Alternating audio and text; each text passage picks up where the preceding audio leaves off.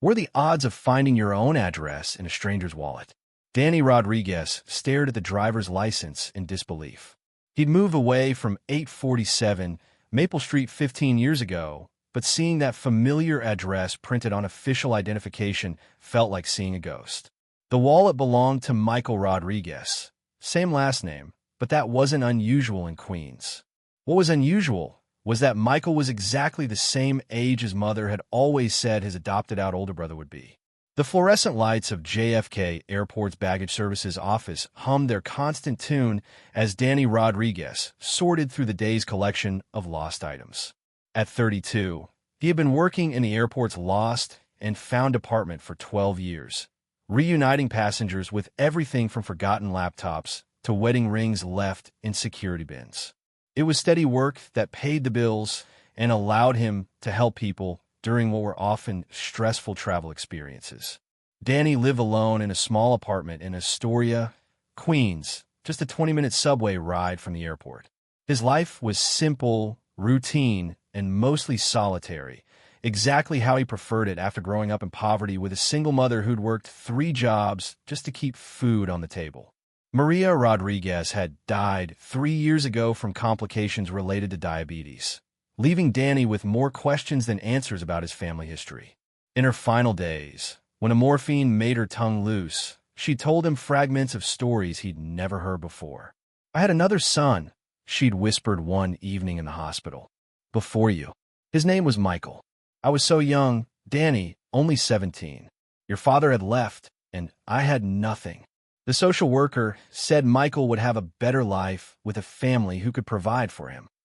Danny had pressed for more details, but Maria's memories were fragmented by illness and guilt.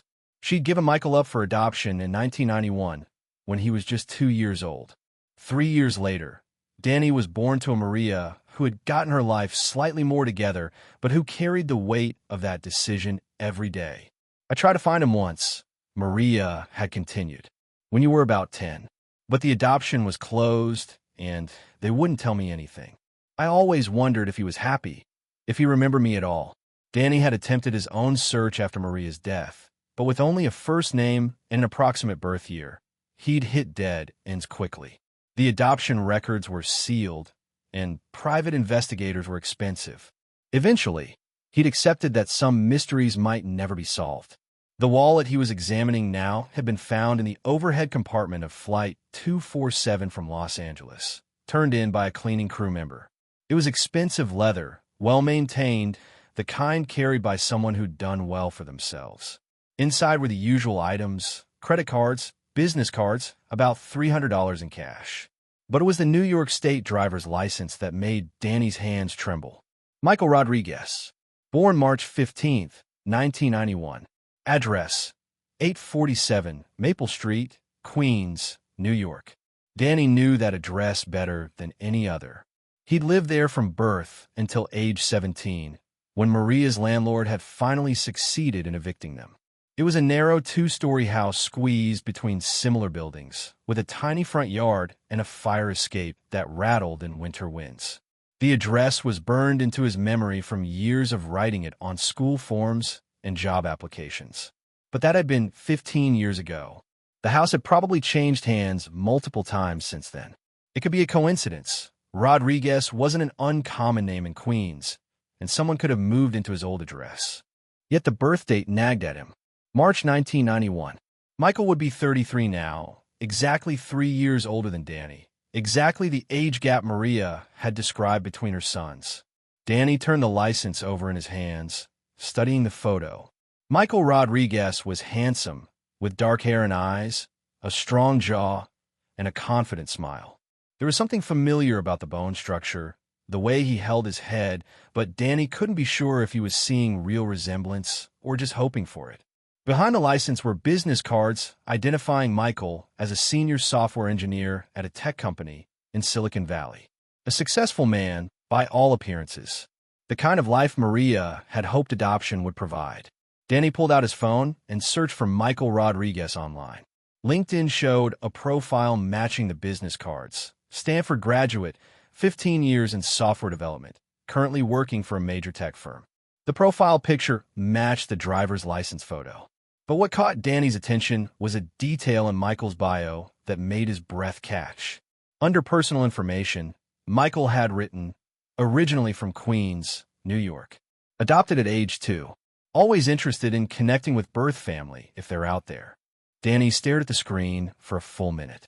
This couldn't be coincidence. This had to be his brother. But doubt crept in quickly. What if he was wrong?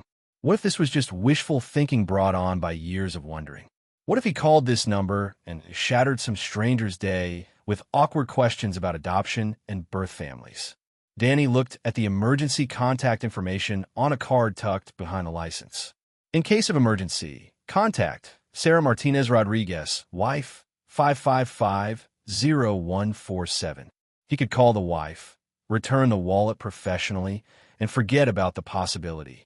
That would be the safe choice, the choice that wouldn't risk embarrassment or disappointment. But something Maria had said in the hospital echoed in his mind. My biggest regret isn't giving Michael up for adoption. It's never trying hard enough to find him again. Danny took a deep breath and dialed Michael's cell phone number. The phone rang 3 times before a familiar voice answered. Not familiar because Danny had heard it before, but familiar in the way that genetics can make voices similar across families. Hello. Hi. Is this Michael Rodriguez? Yes, who's this? My name is Danny Rodriguez. I work at JFK Airport in Lost and Found, and I have your wallet. Oh, thank God. Michael's relief was audible. I've been going crazy looking for it. I flew back from a business trip yesterday and must have left it on the plane. You have no idea how much trouble it would be to replace everything. I can imagine, Danny said, his palms sweating as he worked up the courage for his next question.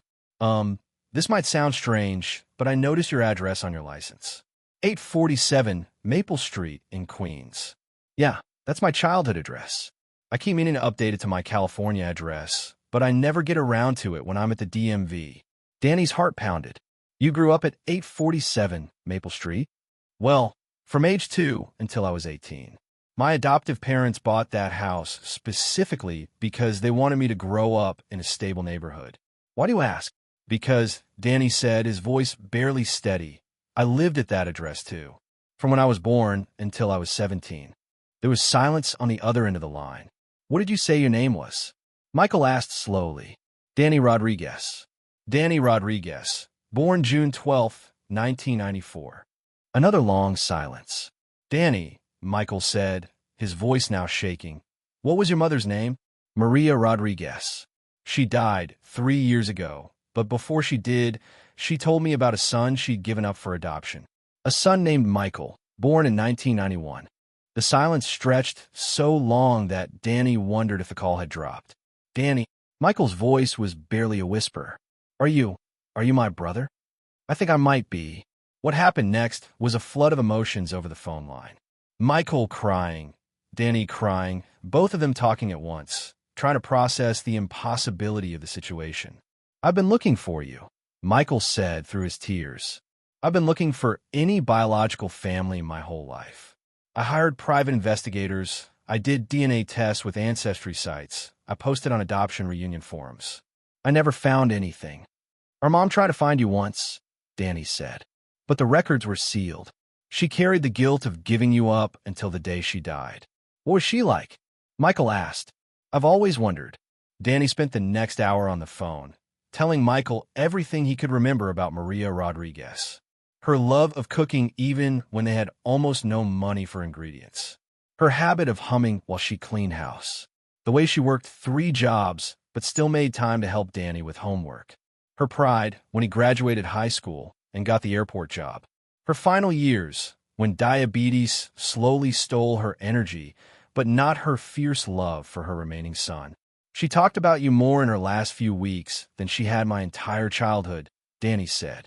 I think she knew she was dying and wanted me to know I had family out there. I wish I could have met her, Michael said. I wish she could have known that I turned out okay, that the adoption was the right choice. She worried about that her whole life. She'd be so proud to know how successful you became. They arranged to meet the next day. Michael was staying at a hotel in Manhattan for meetings, and Danny offered to bring the wallet to him there. The reunion was everything Danny had imagined and nothing like he'd expected. Michael was taller, more polished, clearly comfortable in the business world in ways Danny had never been. But when they embraced in the hotel lobby, the family resemblance was undeniable. They had the same eyes, the same hands, the same way of gesturing when they talked. Over dinner, they shared their life stories. Michael had been raised by Robert and Linda Martinez, a middle-class couple who couldn't have children of their own. They'd legally changed his last name to Martinez Rodriguez, keeping part of his original identity while making him fully part of their family. They were good parents, Michael explained. They never hid the fact that I was adopted. They always said they'd help me find my birth family if I wanted to. But I was scared of what I might find or what I might not find. Danny told Michael about growing up poor but loved, about Maria's struggles and sacrifices, about how she named Danny after her father but had always said Michael was named after the archangel because she'd prayed for protection for both her sons. She kept a box of things from when you were little, Danny said, pulling out his phone to show pictures. A hospital bracelet, a few baby photos, the adoption papers. I brought them with me. Michael stared at the photos with tears in his eyes. I look like her. I can see it in the baby pictures. You have her smile, Danny confirmed. I should have recognized it from your license photo. The brothers spent 3 days together before Michael had to return to California. They visited 847 Maple Street, now occupied by a young family who graciously let them take pictures in front of the house. They went to Maria's grave, where Michael left flowers and spoke to the mother he'd never known. I forgive you, he said to the headstone.